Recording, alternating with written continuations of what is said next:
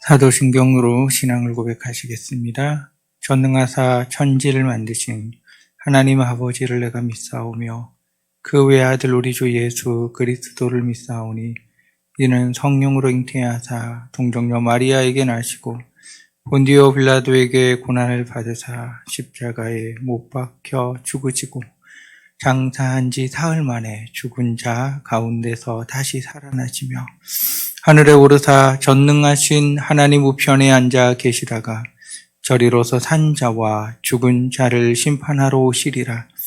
성령을 믿사오며 거룩한 공예와 성도가 서로 교통하는 것과 죄를 사하여 주시는 것과 몸이 다시 사는 것과 영원히 사는 것을 믿사옵나이다. 아멘. 하나님의 말씀은 요한복음 6장 37절에서 40절 말씀입니다. 요한복음 6장 37절에서 40절. 자, 우리가 하나님의 말씀을 합독하도록 하시겠습니다. 아버지께서 내게 주시는 자는 다 내게로 올 것이요 내게 오는 자는 내가 결코 내쫓지 아니하리라. 내가 하늘에서 내려온 것은 내 뜻을 행하려 함이 아니요 나를 보내신 이의 뜻을 행하려 함이니라. 나를 보내신 이의 뜻은 내게 주신 자 중에 내가 하나도 잃어버리지 아니하고 마지막 날에 다시 살리는 이것이니라. 내 아버지의 뜻은 아들을 보고 믿는 자마다 영생을 얻는 이것이니 마지막 날에 내가 이를 다시 살리리라 하시니라. 아멘.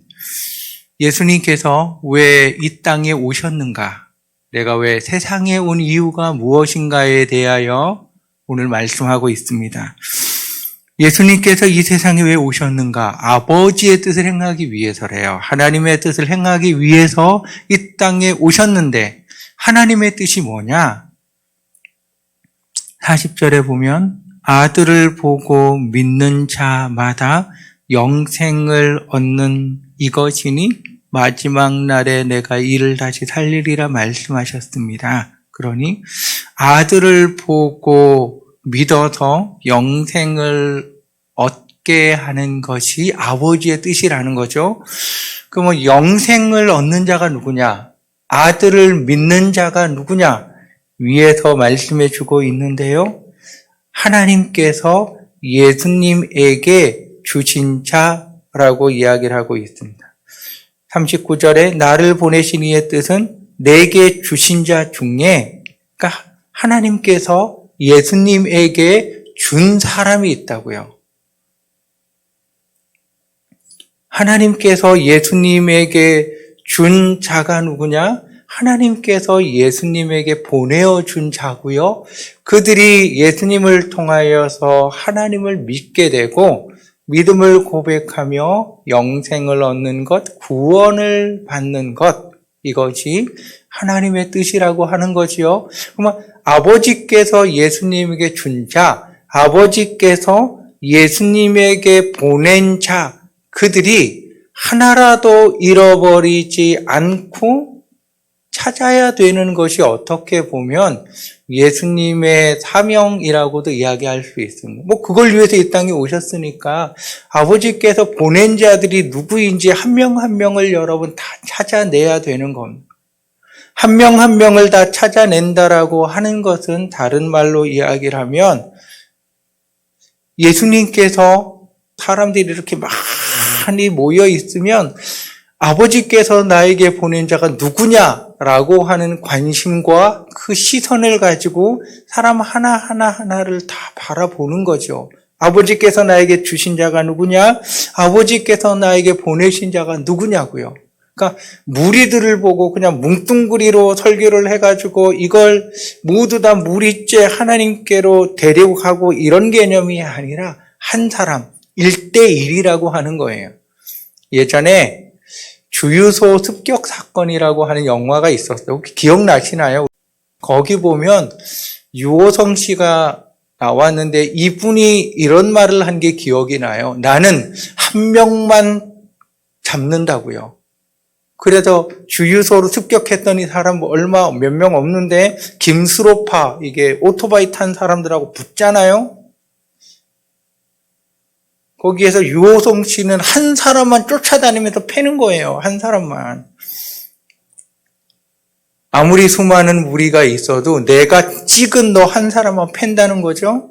아무리 수많은 무리가 있다고 할지라도 아버지께서 나에게 보낸 자가 있으면 그 사람을 예수님께서 찾아가실 수도 있고 그 사람이 올 수도 있고 어찌됐든 얘를 놓치지 않아야 되고 얘를 찾아야 되고 얘가 하나님을 믿어 구원을 받아야 된다라고 하는 절박함, 절실함, 사명을 이루기 위한 열심을 가지고 사람 한 사람마다 대하고 있다고요.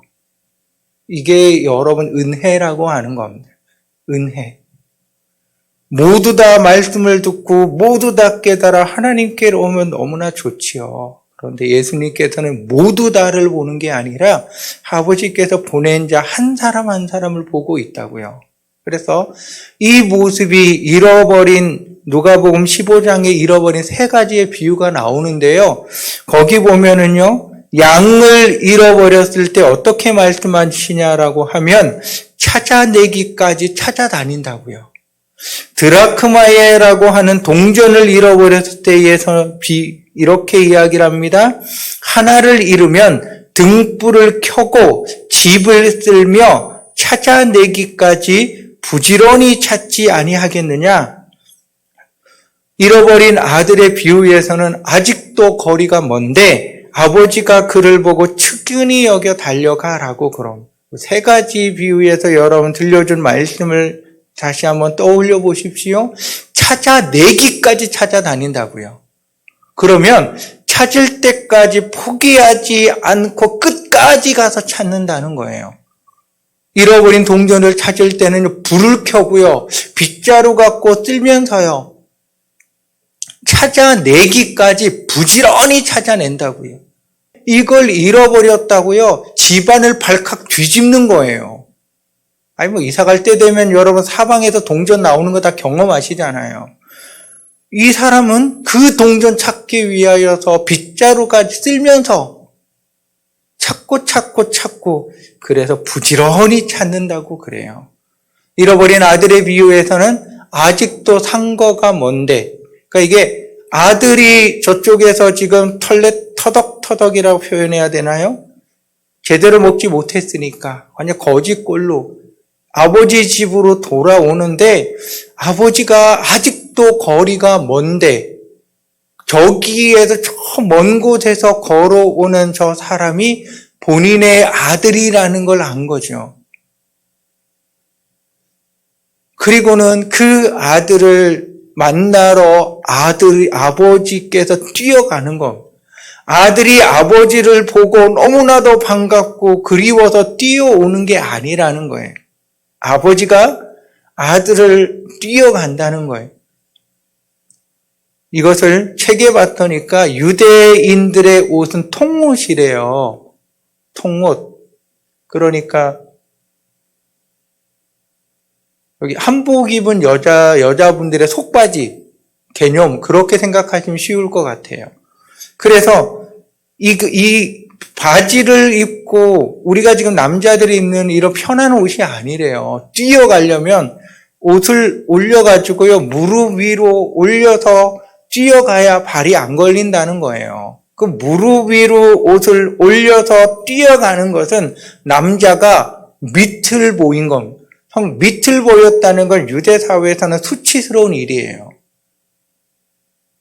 근데 이 한 집의 아버지가 그것도 하인들이 있을 정도라면 재력이 있는 이 아버지가 사회에서 존경을 받는 아버지가 저 먼 곳에서 아들이 걸어오는데 그 아들 만나려고 자기의 체면, 명예 모든 걸 집어 던지고 옷을 양손으로 부여잡고 그냥 뛰어가는 겁니다. 누가 뭐라고 하든. 세 가지의 모습을 여러분 말씀드렸습니다. 잃어버린 한 사람을 찾기 위하여서 예수님께서 찾아가는 모습, 그를 놓치지 않으려고 하는 모습이 세 가지 비유에 나온 것. 그러니까 그래서 하나님께서 주목하고 있는 것이 하나님의 자녀인데 하나님께서 주목하고 있는 것이 잃어버린 하나님의 자녀 한 사람 한 사람 한 사람에 대하여서 여러분 주목하고 있다는 겁니다. 우리가 해야 될 일이 그럼 무엇이겠습니까? 하나님이 지금 나를 주목하여 보고 계신 거예요. 지난 금요일에도 말씀드렸듯이 하나님이 누구의 기도를 듣느냐? 하나님의 자녀의 기도를 듣는 거죠. 하나님께서 이 세상에 수많은 인구가 몇 명인지 모르겠지만 이 수많은 인구들 중에 누구를 보느냐? 하나님의 자녀들을 보고 계신 겁니다. 그리고 그들이 하나님을 믿는 이 믿음을 가지는 그 때가 저마다 다르겠지만 그들이 믿음을 가지는 그때까지 그들을 찾아다니고 그들이 주님께로 인도하는 일을 여러분 쉬지 아니하신다는 거지요. 그래서 우리가 잘 아는 베드로후서 3장 8절에서부터 보면 이런 말씀이 나옵니다. 사랑하는 자들아, 주께는 하루가 천년 같고 천년이 하루 같다는 이 한 가지를 잊지 말라. 주의 약속은 어떤 이들이 더디다고 생각하는 것 같이 더딘 것이 아니라 오직 주께서는 너희를 대하여 오래 참으사 아무도 멸망하지 아니하고 다 회개하기에 이르기를 원하시느니라. 한 사람도 잃어버리면 안 되는 것이 예수님의 사명이라고 말씀드렸습니다. 아버지께서 주신 자, 아버지께서 보내신 자를 한 사람이라도 잃어버리면 안 돼요. 그러면 그들을 반드시 찾아내야 되고 그들을 반드시 구원의 자리로 인도해야 되는 거죠. 그 기간이 비록 천년이라고 하는 어마어마하게 긴 기간이 있다고 할지라도 예수님은 그들을 찾아내신다는 거예요. 이게 여러분 왜 이렇게 재림이 지연되느냐 지연되지 않느냐 이거에 대한 해석이라고 이야기를 하지만 보다 더 근본적인 이유는 하나님의 고집입니다. 여러분 고집. 내가 너를 놓치지 않겠다고요. 내가 너를 잃어버린 자의 모습 속에 두지 않겠다고요. 이것이 하나님의 열심이고 하나님의 고집입니다. 그렇게 한 사람 사람에게 주목하여 보시며 그들에게 함께 하시는 하나님의 이것이 여러분 사랑이라고 하는 겁니다. 사랑. 이 사랑을 여러분 우리가 발견하게 되면 하나님이 나에게 관심이 있다고요. 하나님이 나에게요. 어려운 표현이 아니라 쉽게 표현하면 여러분 이런 게 될 수 있어요. 세상에는 미스 코리아도 많고 미스 유니버시아드도 많고 천사처럼 요정처럼 예쁘고 멋지고 똑똑하고 재력도 좋고 집안도 좋은 여자가 수없이 많아요. 그런데 그 수많은 여자들 내가 그와 결혼하자고 하면 모두 다 결혼할 수 있을 것 같은 자리에 있는 사람, 그 사람이 술람미 여인을 사랑하였습니다. 집안도 뭐가 있는지도 없는지도 모르겠고 피부도 좋은 것도 아니고 그냥 막일하는 그런 이름 없는 산골 여자와도 같은 그 여자를 모든 것을 가진 완벽한 왕이 그 여자를 사랑했어요. 이게 아가서에 나와 있는 내용이에요. 하나님의 사랑의 모습이 이 아가서를 통하여 우리에게 보여주는 거예요. 나에게는 수많은 빽을 가진 이방 나라의 공주들이 눈에 들어오는 게 아니라는 거예요. 나에게는 수많은 사회적 배경과 똑똑하고 이 모든 게 중요하지 않다고. 사람들이 별 볼 일 없다라고 하는 머리끝에서 발끝까지 진짜 별 볼 일 없거든요. 성경 표현에 하면. 그런데 그 여인을 바라보고 있는 이 왕의 눈은 세계 최고의 여자로 이 여자가 보이는 거예요. 하나님이 우리를 보는 모습입니다.